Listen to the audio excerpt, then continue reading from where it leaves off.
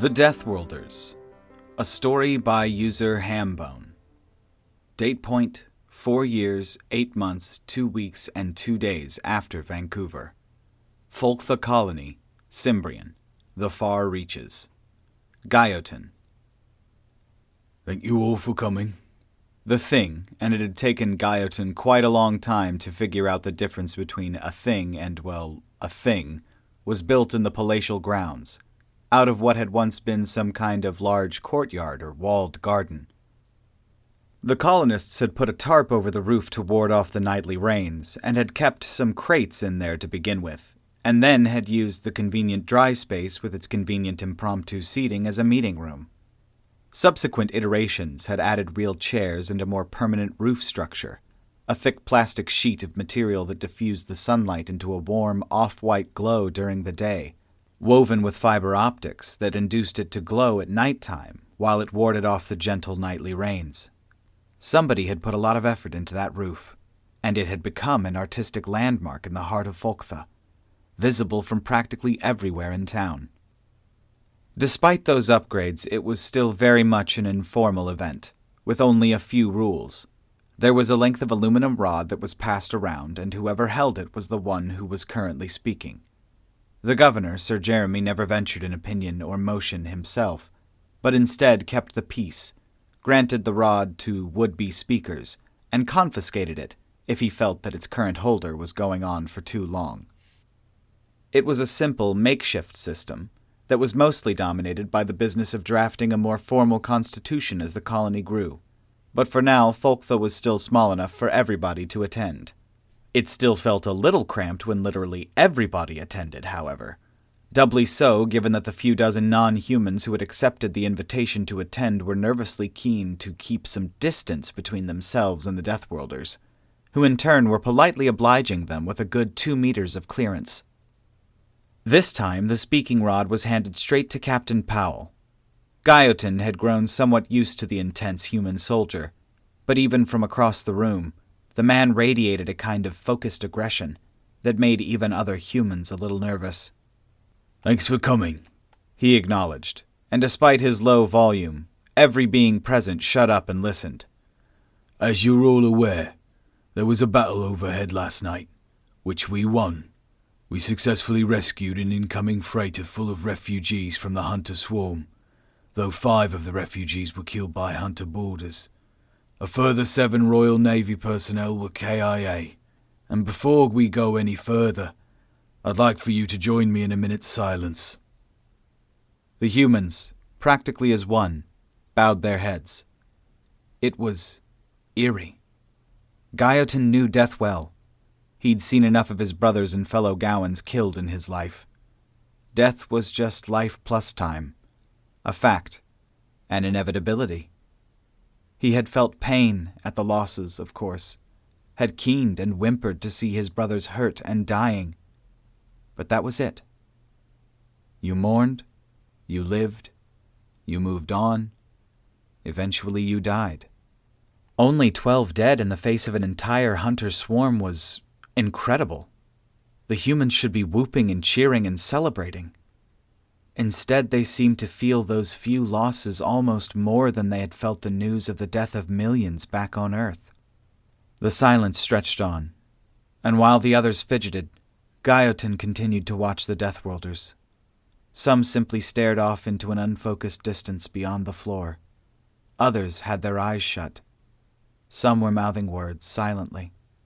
1 or 2 were weeping. Over a victory. Their sense of perspective was clearly all wrong. No signal was given that Johnathan could detect, but as one, the Deathworlders shook themselves out of whatever mourning trance they'd been in. They looked up, looked around, took some breaths, wiped away tears. Johnathan couldn't shake the sense that he'd witnessed something profound and quietly intense, but utterly lacked the means to translate or understand it. Powell cleared his throat. Thank you. Now, on to business. He stepped into the center of the room and faced the non-human contingent. This morning, the swarm left. So as far as we can tell, every single ship just warped out. We have no explanation at this point, but it does create an opportunity for us to honour the promise we made to our guests, that we will return them to their people as soon as was practical. Gaetan, if you could translate that for me, mate. Gaetan hadn't properly processed the sentence himself, and it was only when he repeated it in Gowan that the words clicked. He could go home. They were offering to send him and all the others back home. Back to Gao, to his clan, to females. When? He asked as soon as he'd finished, as the surprise and delight percolated through all the aliens behind him. Bethany? Powell handed the rod to another man, this one wearing a uniform of some kind. Gaetan had never seen him before.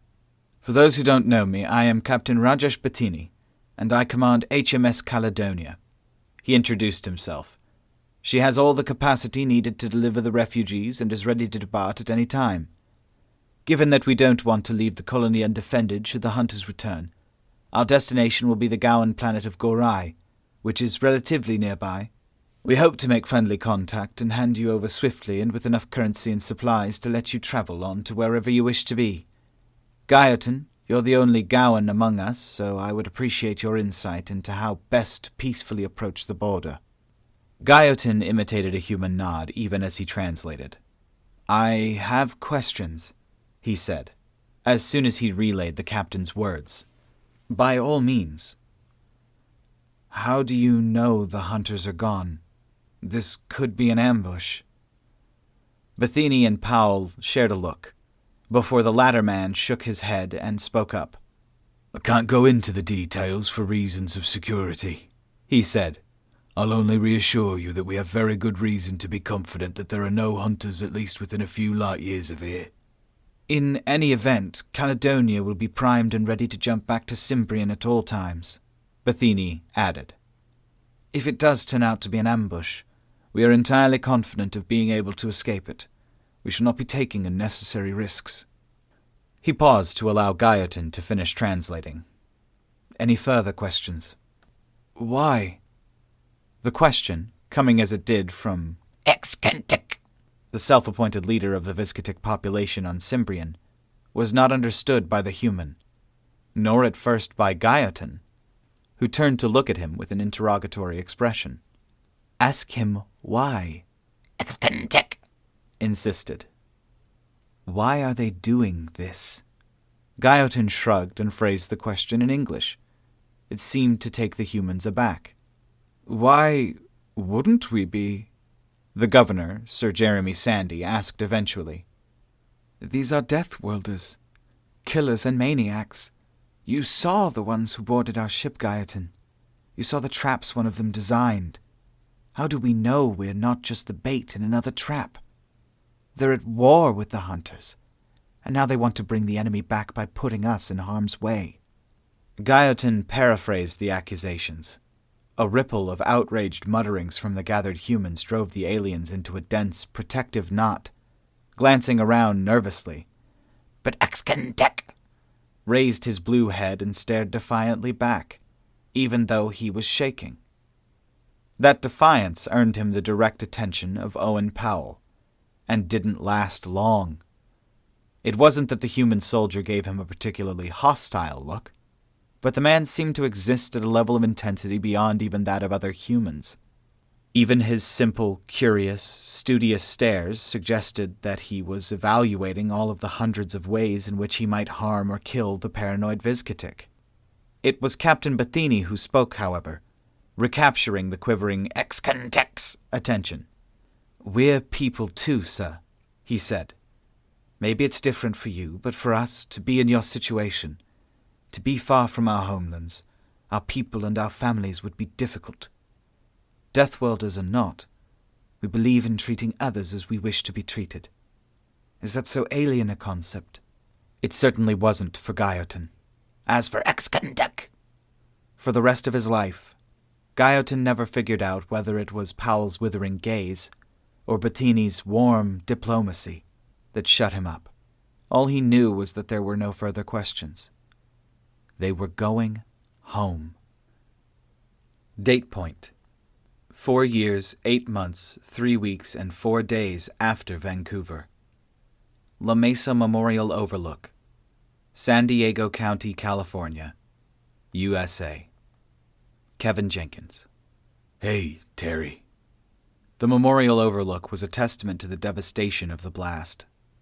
5 miles from ground zero, and still the sheer scale struck the visitors with just an echo of how truly immense the energy released here had been.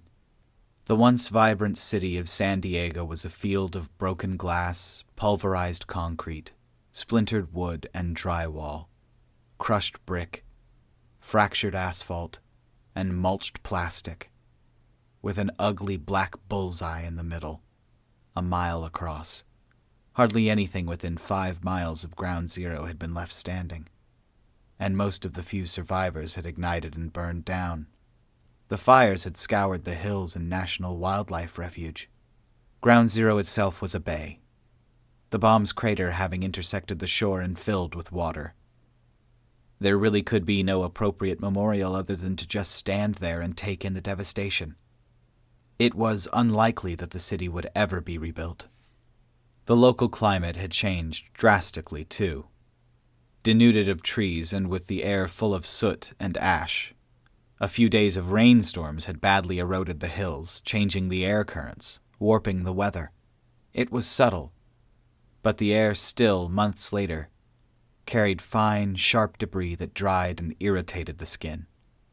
For Kevin, though, nothing had been quite so personal about the death of San Diego as the total obliteration of a particular gravesite.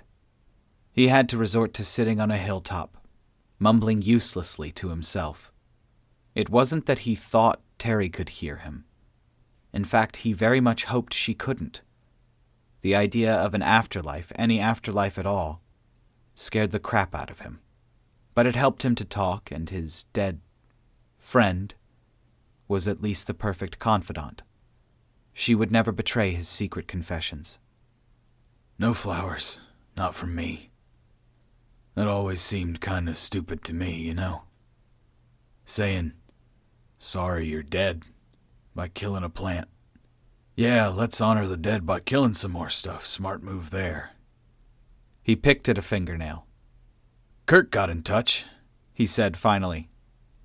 Invited me to come star trekking with him. See the galaxy, do whatever. Poor bastard always did think I was the shit.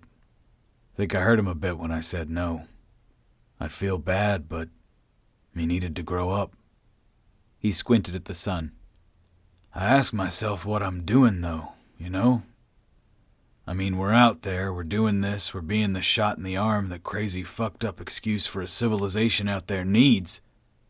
And I'm just sitting here serving drinks to the guys who are making it all happen. Pretending like I know jack shit about what it's like out there just because some fucking Cortai took me way back when. My daughter's 14 years old next week. I've not seen her since the day since like 2 weeks before those gray fuckers took me. I don't know anything about her anymore. That hurts. That hurts more than feeling like a phony. It hurts more than thinking maybe I'm the asshole who made the whole galaxy afraid of us because I was too wrapped up in myself. I had to go and fucking preach. What if I just kept my mouth shut? He asked. You know, just told them my ink was like decoration. Not unloaded all my baggage onto a galaxy full of stupid aliens who didn't know shit about us. Maybe not prejudice them all against us. Could I have done that? He sighed and played with a bootlace. Moot fucking point, huh?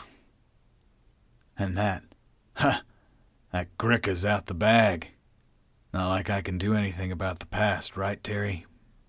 He sat for a while, chin on one knee, and watched the sun go down over the ruins of a city he felt, in some small way, responsible for killing. I don't want to matter, he decided. I don't want to be somebody important. I don't want to be the fucking butterfly. 'Cause all that does is this. But maybe it's not about what I want, you know?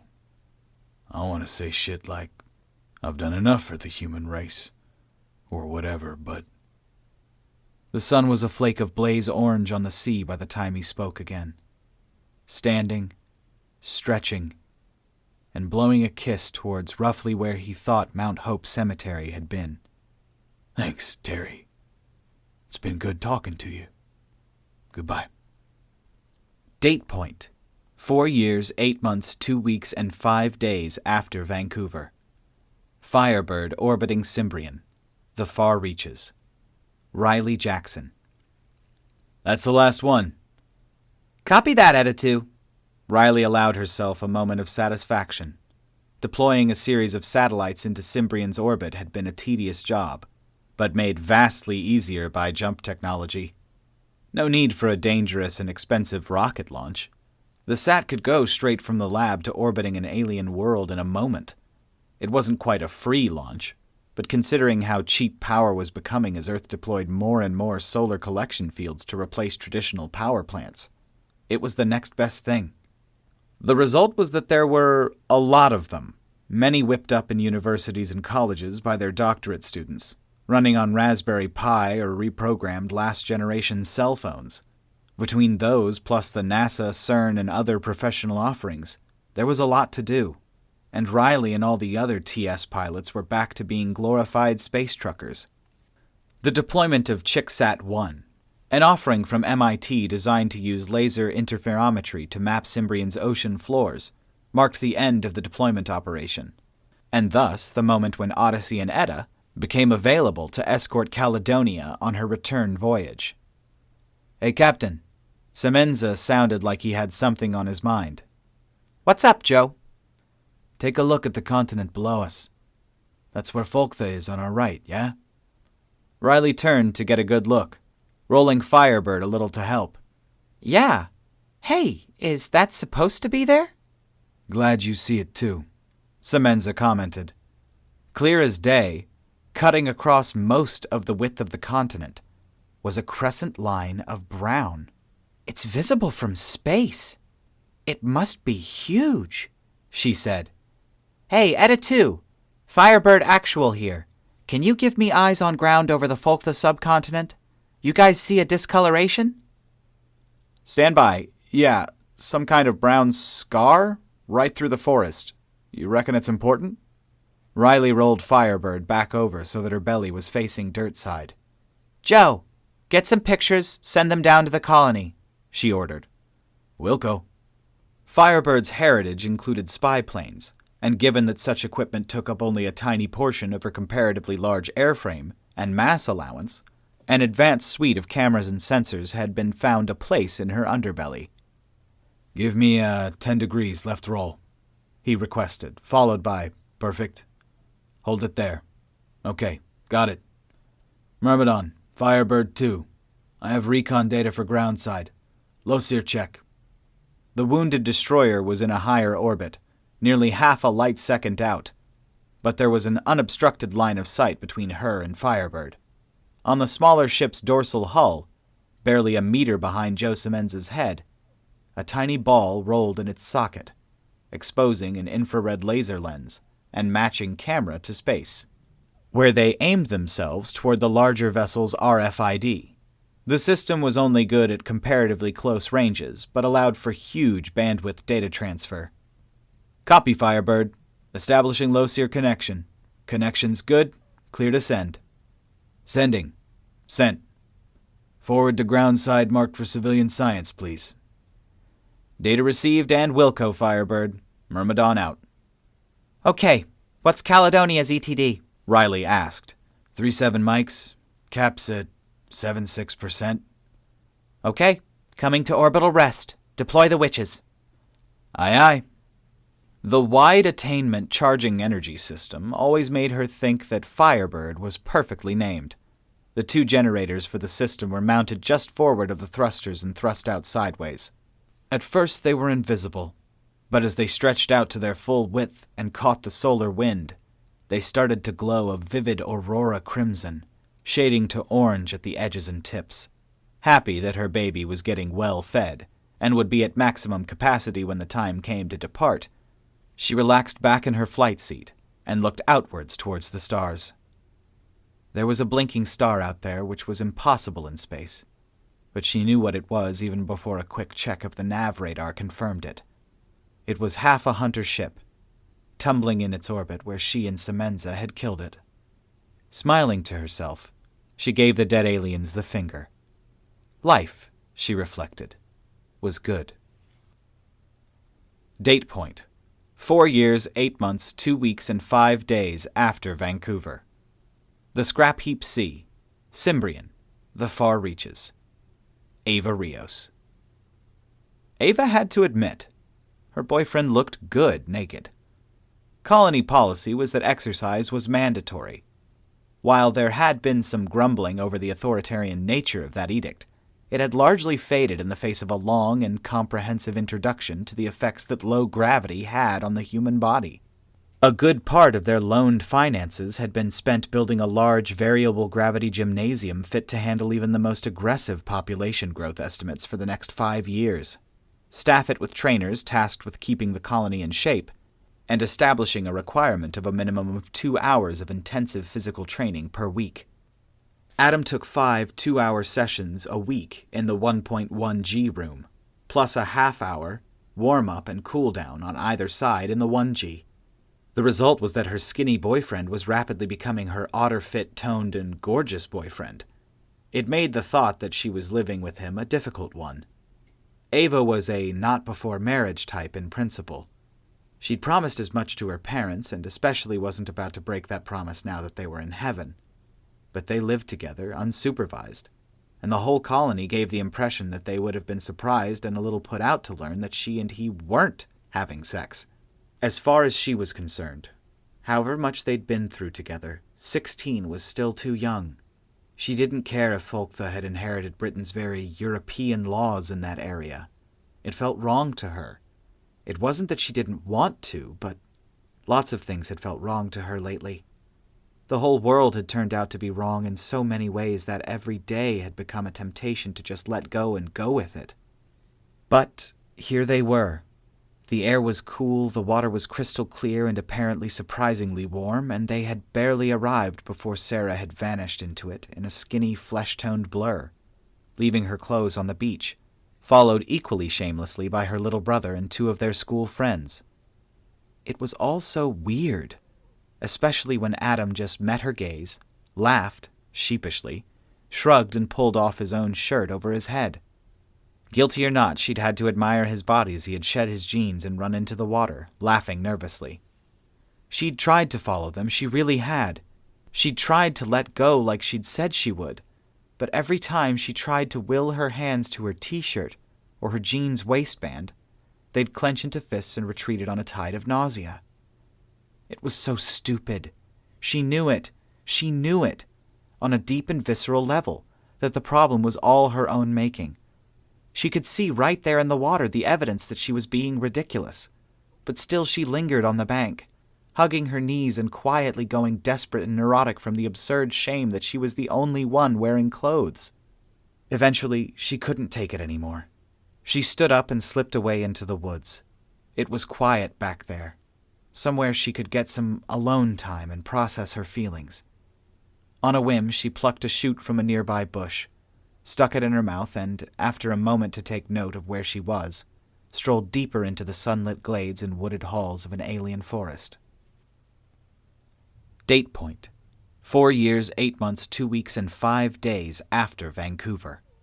HMS Caledonia, approaching the Gorai system. Captain Rajesh Bathini.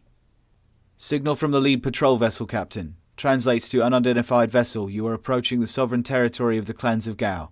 You will halt before crossing the border and be met with deadly force. Comply immediately. Bathini nodded, the picture of calm as he settled his cup of tea back in its saucer. All stop. Aye, aye, all stop.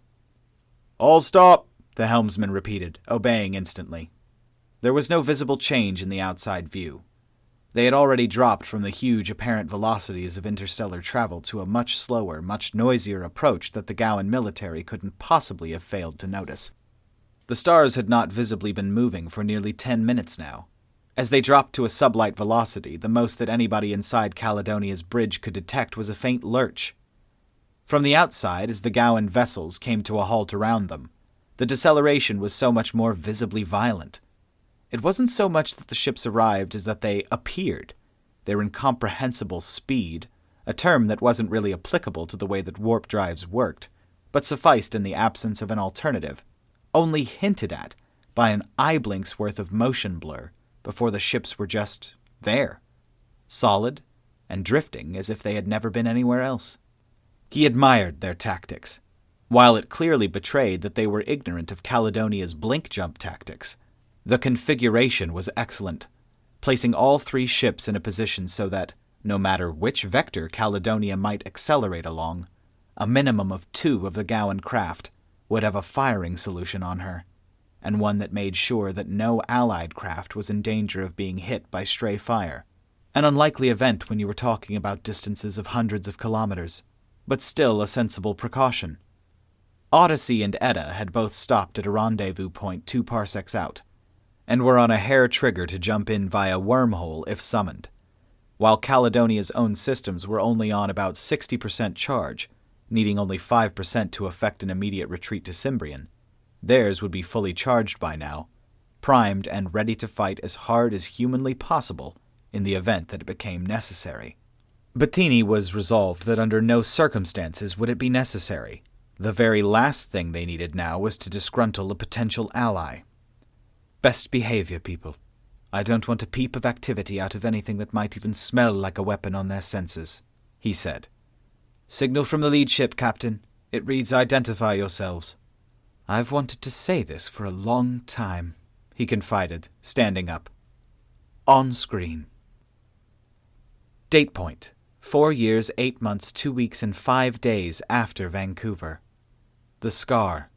Cimbrian. The Far Reaches. Dr. Mary Cleveland. Dr. Mary Cleveland had come to Cimbrian for the simple reason that it opened up a hitherto unexplored field of science. Xenomycology. The study of alien fungi, or at least of alien life forms that were functionally very similar to fungi. Persuading her husband Colin to join her and become the human race's first xenobacteriologist in the field had been as simple as suggesting it.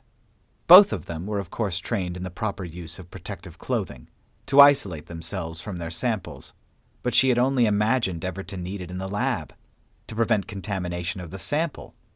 Protecting herself from a potential threat had never really been considered before. This was supposed to be a Class 4 planet. That had been before they saw the mark up close. What had looked like a thin brown line in the satellite photo had turned out to be a comprehension-defyingly large swath of forest. From the shuttle it stretched horizon to horizon in one direction, and filled half the world below in the other, flanked with sickly yellows, whites, and blacks. The brown was death. Trees had fallen and nothing was growing to replace them. Streams were choked with scum and froth. They circled over one abscessus hole in the forest where even the fallen trees were gone. And inside it, Mary could see the skeleton of some native beast the size of a horse. And already it looked incomplete. This shuttle's sensors are next to useless, the pilot reported. But it's good for atmospheric composition. Have a look at this.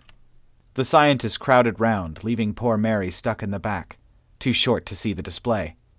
Hydrogen sulfide, ammonia, methane, carbon dioxide, sulfur dioxide, putrescine. Bloody hell! Now I'm glad we're wearing the suits, somebody commented. It must smell like shit out there. Lovely, the pilot muttered. Guess I'm in for a treat when that ramp comes down. Is there anywhere to set down upwind of the area? Close enough.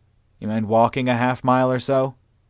The consensus was that they didn't, so the shuttle spun down to drop its passengers off on a rock that lunged up from among the trees, forming the point of a gentle slope down into the forest.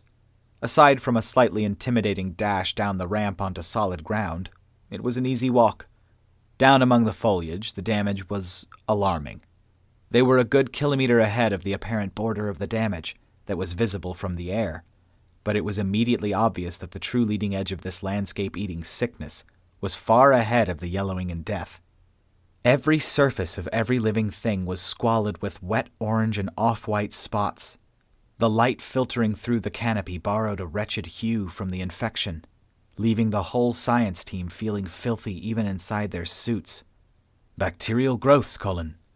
Colin nodded, rubbing a leaf between two gloved fingers. It disintegrated. They could well be. Grab a sample, I'll try and culture them back on Folktha. Those, on the other hand, Mary said as the man with the sample bag produced a sterile tube and swab and set about collecting samples, are definitely fungal. She was referring to a mat of white fibers that had completely overrun one limb of a nearby tree. Don't go near that, Dr. Stevenson warned her as she started to approach. When she turned and looked to him for an explanation, he dug a rock out of the soil and threw it at the branch. It cracked, and a 1/4 ton of wood sagged on the trunk before crashing down. Everyone on the team carefully stepped away from any overhanging limbs. Samples gathered, they pressed onwards, and with each tree things seemed to get worse, but none of them were quite prepared for the abrupt change. There was practically a line on the ground, where living but infected plants gave way to dead, decomposing wreckage. In fact, there was a line, a meandering one as wide as a human forearm was long, and the color of pus. Samples were gathered from that and from either side of it, and the air was captured for later analysis. A stream, presumably once bubbling and pretty, but now more closely resembling the contents of a sewer, was likewise sampled, as was the putrefying carcass of another horse-sized animal. Past that point, the damage almost seemed to play in a perverse kind of reverse. It wasn't that there was anything alive and healthy beyond the wave edge of the disease, but the ground stopped slipping and squelching underfoot. The air became less heavy with spores and foulness. Eventually they reached the denuded heart of the scar, and found only bare soil, already starting to form a channel where the nightly rains were washing it away.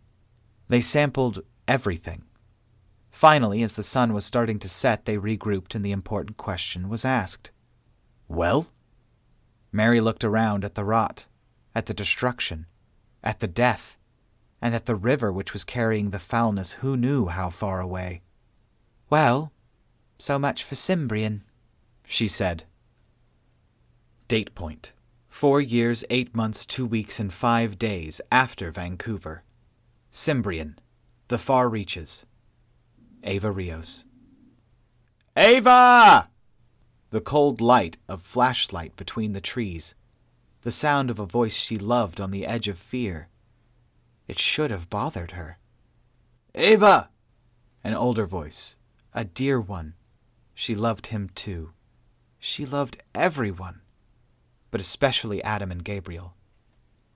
Over here! Oh, hey, Sarah. Ava? Ava, what's up? The expression of worry on her face was kind of funny. Her own low and happy laughter sounded creepy even to Ava herself, and that just made her laugh more. Oh, I'm great. I'm fine, she promised. This didn't seem to reassure Sarah, which made her laugh again. Crackling and snapping in the bushes, more cold and natural light. Adam, baby, you want to get married? What? Ava, are you drunk? Didn't drink nothing, no sir, she giggled. More like high. Gabriel, Daddy, she sang the word as it turned into another giggle. I'm so lucky. 2 daddies in one lifetime. I'm a lucky girl. She didn't understand the strange glances they exchanged. That was funny, but she was already giggling, so there wasn't room for more. Come on, Ava, let's get you back to Folktha. Come on, let's go swimming again. I didn't get to earlier. Look, I brought my swimsuit. For Christ's sake, girl, put that back on. Take it off, put it on, make up your mind. Dad, I'll handle her. You'd better figure out what did this. No handle, Adam. She didn't really fight him. She was too tired. 4 years, 8 months, 2 weeks, and 5 days after Vancouver. HMS Caledonia, near the Gorai system.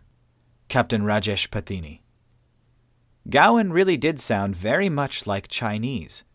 Not in the specific sounds, but in the general cadence and flow of the language, the way it sounded to a native English speaker's ear. Having Johnathan on the bridge to take over the negotiations had proven to be the right choice. For all their supposed positive attitude towards humanity, it had been known for years that Gowan politics was completely fractured, and unless you were speaking to a female, you had no direct line to anything resembling a unified government. Evidently, there were factions within the military who regarded the Deathworlders as a serious threat, even in the face of the most overt peaceful overtures the Bathini could muster. Not so different from home, then, really. If the Gowan language reminded him of the Chinese, then so too did their commander's attitude. "Fleetmaster," he interjected, using the title that the translator and Johnathan both had given. "It was my understanding that our species have, so far in these past short years, enjoyed a good relationship.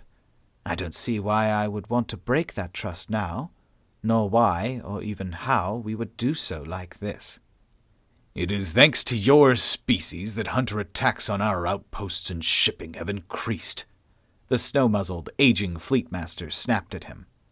"I am tasked with safeguarding my people from all threats, and collaboration with your species seems to me to be a certain invitation to further retribution from those monsters." "We are going to have to do something about that bad image," Bathini thought to himself as he picked his next words carefully. "The hunters have failed against the humans almost every time," Johnathan said, before Bathini could finish assembling a sentence. "If your motive is fear, old father, then these here are the species to be more afraid of." He showed his teeth, which was apparently not a friendly gesture in Gowan body language. "Not to mention the ones less likely to eat you," he added. "Trying to intimidate me on their behalf, pup," the fleetmaster snarled, but he didn't fool Bathini. Johnathan had scored a hit. Even the old Gowan wasn't quite wily enough to hide it. "Am I? I don't find facts very intimidating, white snout," Johnathan retorted, calmly matching the insult with one of his own. "How dare!" the fleetmaster began to object. Johnathan actually leapt forward and made a furious yipping noise toward his senior's projection. "Senile! Blind!" he snapped, so afraid of today that he'll quiver under a rock to save his hide and let cubs die tomorrow. Bathini leaned forward to whisper in his Gowan's pointed ear. "Johnathan, are you sure this is—" he began, but he could see glances in the background behind the fleetmaster. As abruptly as it had begun, the conversation ended as the furious father cut the link. The tension of the ensuing pause lasted 2 whole cups of tea, before finally a hail from the lead Gowan ship came through. This time, the figure on screen was a different Gowan, obviously junior to the fleetmaster, but not by much. Of the fleetmaster himself there was no sign. "Caledonia, you have permission to enter the Gorai system under our escort," he declared. "Do not deviate from your assigned path, or power your weapons or shields." Bathini raised an eyebrow at Johnathan, who, alien body language be damned, was obviously feeling very pleased with himself. "We understand and obey," he replied calmly. "Thank you." Date point: 4 years, 8 months, 2 weeks, and 6 days after Vancouver. Folktha Colony, Cimbrian. The Far Reaches. Gabriel Ares. "Okay. Thanks for coming. We're sorry for the short notice of this thing, but this is important." Gabriel Ares stood up and held up the unadorned aluminum rod that marked him as the speaker for now.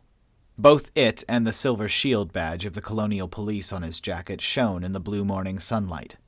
"First, as you've all probably heard, I can confirm that one of the children was evacuated back to Earth last night with a case of poisoning," he began. "We've just received word from Scotch Creek that she's made a full recovery, and while they plan on keeping her under observation for safety's sake over the next couple of days, she should be returning with the next group of colonists." There was a general relieved sigh and some muttering. Ava was popular, especially among the regulars at the Faith Center. Concern had been flickering around Folktha like lightning in a mountain storm all morning. Gabriel held up the speaker's stick a little higher to quiet them down. "We've identified the plant that poisoned her. Cimbrianer Simiscamelia delani. The Cimbrian tea plant The young shoots seem to have a potent drug effect when chewed raw. We need to know if anybody else has been using these plants recreationally. Chatter erupted, and Gabriel banged his walking stick down a few times to restore silence. I want to make it perfectly clear that nobody is in trouble. He raised his voice. The matter of whether or not we should be treating that tea as an illegal narcotic is a subject for a future thing. But for now, we need to know if anybody's been using it to get high so we can make sure they've not harmed their liver function or anything. After a little more chatter, a handful of people stepped forward. The Tisdales, he was unsurprised to note, were among them. Right. Sorry, folks, but you're all going back to Earth for a day or two. We don't have the facilities here to properly test or treat you. Haley, Mark, your kids can go with you or they can sleep around my place. The thing cleared up rapidly after that. The Tisdales agreed to let Sarah and Jack stay with Gabriel. There were a few questions which Gabriel deftly put off until next time, before finally retiring to let the colony finish discussing it on their own while he retired to his office. In privacy, he ran his hands through his hair and swore softly. It was still hard to believe that Ava, of all people, had been so stupid. He was beginning to doubt his own parenting decisions. Date point: 4 years, 8 months, 2 weeks, and 6 days after Vancouver.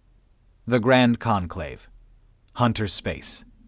Alpha of the Brood That Builds. The Alpha of the Brood That Builds could feel its maw watering. To be a hunter was to hunt. The need for it was programmed into their genetic essence, playing even a critical role in their reproduction. A hunter was only fertile within the few days after a successful hunt, at which point, if so ordered by its alpha, it might go into a reproductive trance and willingly enter the spawning pools. There, its own young would devour it from within. Small and agile little swimmers with little to their name but sharp teeth would burst in a bloody froth from the disintegrating corpse of their parent, leaving only clean bones and cybernetics to sink to the bottom of the pool.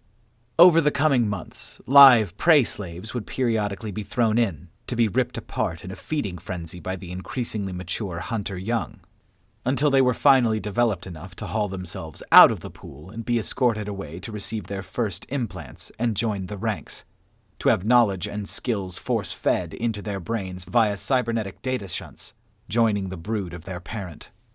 The exception were the brood that builds. Where a normal hunter's eyes were solid black or red, those of the brood that builds were identifiable from the moment they clambered from the spawning waters by their green eyes with the distinctive zigzag pupils. They held themselves slightly differently. Their craniums were that little bit larger, their natural claws absent, their endoskeletal structure that little bit better suited for heavy lifting and carrying than for combat. They were the largest brood by dint of being swelled by the breeding of every other brood, as well as their own spawnings. But to the brood that builds, a successful hunt was something very different.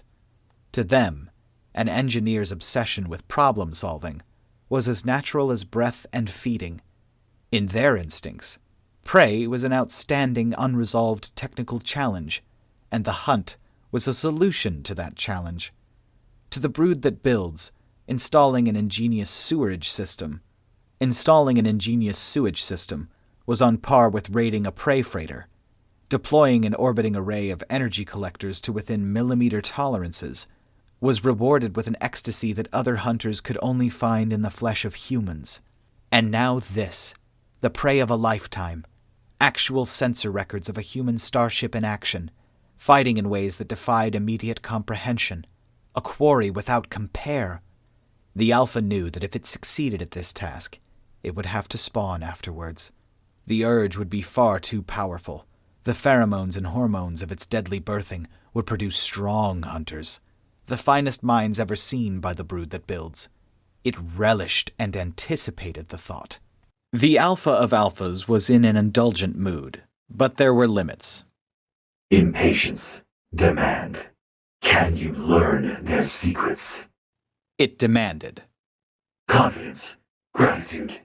The Alpha of Alphas has given me a fine prey to chase. But whatever solution the primitive death world beasts can invent, I can invent also. These secrets will be yours. The Alpha Builder replied. Query, and how long would it take to introduce this technology to our brood vessels? Thoughtful estimation. That would depend on the nature of the technology, and how much of the swarm would thus be outfitted. Clarification. The entire swarm of swarms. Every last ship. This technology allows the Death Wielders to slip their cage and turn it into a wall against us. We will now devote all of our efforts into penetrating their fortress and butchering every last one. Surprise. Timid objection. Greatest one. Even if the secret turns out to be trivial, that will take years. Anger. Your place is not to object. Your place is to obey. The Alpha Builder cowered as the Alpha of Alphas rose from its Vulsa skull throne and spread its cybernetic claws. Placation. Obedience. It shall be as the Alpha of Alphas commands. It mentally squeaked. Satisfaction. Good. Get to work. The Alpha of Alphas paused as the Alpha Builder scurried away. Threat. Understand something, Alpha of the brood that builds. It fixed the lesser Alpha with a stern glare from all 7 of its eyes. If you reproduce before every last human has been devoured, then I shall personally filter your spawn from their pool and have them fed to the spawn of another. The Alpha Builder swallowed, a subconscious gesture that, unbeknownst to other species, exactly mirrored its meaning in humans. Fearful understanding. It sent, and scurried away. Suddenly, this new prey seemed so much less exciting. Date point. 4 years, 8 months, and 3 weeks after Vancouver. Austin, Texas. United States of America. Earth. Kevin Jenkins. Hey, is, Moira home? The man in the door looked him up and down. If your name's Kevin, he decided. She ain't. Kevin sighed and nodded gently. It is, yeah. Anger flashed in the other man's eyes. In that case, pal, your restraining order. I've got this, baby. Moira kissed the man in the door on the cheek, and after a quick check to make sure she was certain, he retreated inside. Moira leaned on the doorframe. He's right. That restraining order ain't gone away, she said. I know. Why are you here, Kevin? I thought you were going to leave us in peace. I was hoping maybe I could try and unfuck up one thing, Kevin said. What? You're here to apologize? Kevin shook his head. You and I both know there's not enough sorry in the world, Moira. Not after what I... The sentence trailed off. Even now, in the act of cleansing himself, he couldn't bear to repeat what his own irresponsibility had done to Callie. You're fucking right, she snarled, advancing out of the house. She's inside. God willing, even if she looks out here, she won't remember who you are. How dare you come here? I'm not staying, he reassured. I know I can't see her, Moira, but I have to apologize to her. You're not seeing her. I know, Kevin repeated. Look, I've got this letter. You read it. You decide whether to give it to her. You can burn it if you want, but I can't leave without at least trying. Leave? She asked suspiciously, snatching the letter from his hand. You came back just to leave again? Earth. I'm leaving Earth. I got a job with the Byron Group on one of their exploration ships, and I'm leaving. Forever. Date point. 4 years, 8 months, and 3 weeks after Vancouver. Folkva Colony, Cimbrian. The Far Reaches. Dr. Mary Cleveland. Peptostreptococcus magnus? That's definitely E. coli. No 2 ways about it. And yet I bet my life on it. That's Enterococcus faecium. Well, that clinches it. Governor Sandy was no scientist, but he was a highly educated, highly literate man. Faecium, as in faces, he said. Oh yes, these are all Terran species of bacteria, every one of them native to the human gastrointestinal tract, Dr. Cleveland said, still examining the images being produced by the electron microscope. As are the fungi we've recovered, his wife added. Colin nodded. Aside from the scale, it's a pretty classic cross-section of the kind of flora you'd find in an ordinary, healthy bowel movement. Sandy grimaced and pinched his nose. Delaney, he said. Must be. The scar describes pretty much perfectly the direct route from the site of her escape pod to here. If we assume one comfort break a day or so. Even one would have done it, Mary said. You can't blame her, Governor. I don't, he reassured her. Is there anything we can do? Mary sighed. I suspect something like this would have eventually happened anyway, she said. In the absence of any bacteriivores or immune systems capable of keeping them in check, the bacteria and fungi are feasting and reproducing as fast as they possibly can. Deathworld microbes loosen an ecosystem that simply can't cope. This was never not going to happen from the moment a human first landed here. Sir Jeremy listened to her patiently. I thought the disease suppression implants, he said. Those rid us of a whole raft of communicable diseases based on the case of one human who managed to infect a whole ship full of viscatics. They're actually targeted at a fairly short list of bugs. Colin shook his head. They ignore our gut microbiome by design. If they completely sterilized the human digestive tract, it'd probably kill us. Sir Jeremy made an exasperated noise. Bloody sloppy, half-baked alien solutions, he cursed. Very well. Is there any way we can stop this thing? Wendy shook her head and gave him the hard truth. Almost certainly not, now that it's so advanced, she said apologetically. I'm sorry, Sir Jeremy, but all of our noble goals toward conserving the ecology of this planet were doomed before we even got here. Shit. Coming from a man who was not known to swear, this prompted a round of sympathetic nodding.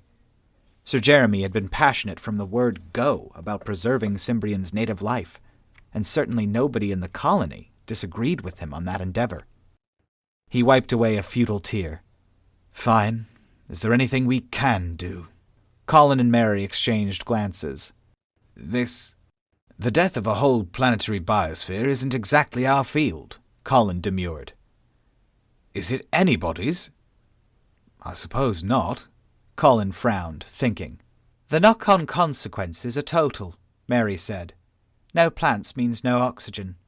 So we're on borrowed time now before Cimbrian ceases to be an inhabitable planet. Good husband that he was, Colin was on the same wavelength instantly. And if there's nothing we can do to stop them from dying, then the only option is to replace them. And the only readily available plants which could survive in soil contaminated with Terran microorganisms would be, well, Terran ones. Wendy finished. You're proposing what? An ecosystem transplant? That sounds like an impossibly large task. Vast, Colin agreed. But it's either that or abandon this planet and watch it die. We'd need to bring in everything, Mary said. Trees, grass, bushes, bees, birds, insects, rodents, birds, fungi, algae, fish, everything, all the way up to apex predators. Impossible, surely, Sir Jeremy protested. Replacing the ecosystem of an entire planet, that's far too large a task. But we don't need to replace it across the whole planet at first, Colin pointed out. If the aliens are right about Deathworld species, and the evidence of this bacterial event suggests that they are... Mary nodded. Then we only need to introduce the immigrant species along the length of the scar. That might even help to contain the infection. And slow it, if we introduce things in the right order. Colin nodded. Of course, the Terran species would ultimately outcompete and supplant the natives, but if we're very lucky, a few mutant strains might make it through the mass extinction events and we'd still have a few Cimbrian natives for posterity. Is that feasible? The Clevelands looked at each other, back to him, and simultaneously they shrugged. We're not even remotely qualified to plan more than a tiny part of that process, Mary said. It's the precise opposite of what I came to Cimbrian to achieve, Sir Jeremy objected, though it was at best a defeated token objection rather than a serious dissent. She's already terminally ill, Colin replied. She either becomes barren and uninhabitable, or we terraform her. Those are the only options I can see. He glanced at Mary, who nodded her agreement. Sir Jeremy sat down, took off his glasses, and cleaned them on his tie. Is this likely to happen wherever we go? He asked. Well, Colin cleared his throat. His expression confirmed that the answer was an affirmative, and that he really didn't want to say it. Wendy finished for him. They do call us Deathwelders, she said, and pointed at Firebird's image of the scar as the governor put his glasses back on. Well, there's the proof. All right, guys, that's going to do it for this one. It's probably going to be a little bit longer than it usually is, but thank you so much for watching or listening, or whatever it is you like to do with these. If you put them up your butt, I don't think that's a good idea. You should see a doctor. Please, just be careful. Make sure it has a flared base. Anyway, I love you guys. I'll talk to you later. Like, comment, subscribe. As always, if you want to check out the Discord, there's a link. If you want to go to the Patreon, please do. Lots of people joining lately and lots of cool stuff on the way. So thanks, guys. I'll talk to you later. Love ya. Bye, y'all.